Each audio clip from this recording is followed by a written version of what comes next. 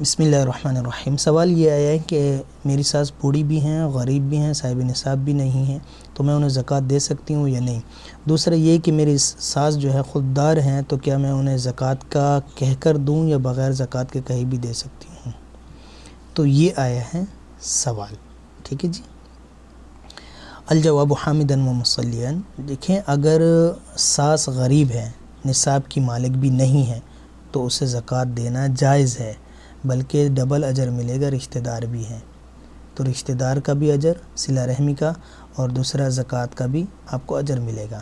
دوسری بات یہ ہے کہ اسے کہہ کر دینا، میں نے یہ پہلے بھی کئی مرتبہ وضاحت کی ہے کہ کہہ کر زکوٰۃ دینا کچھ ضروری اور لازم نہیں ہے، بس نیت دل میں ہو اور اس کے بعد زکوٰۃ کے پیسے دے دیے جائیں، اور ہدیہ کہہ دیا جائے، تحفہ کہہ دیا جائے، گفٹ کہہ دیا جائے، عیدی کہہ دیا جائے، بالکل جائز ہیں، ٹھیک ہے۔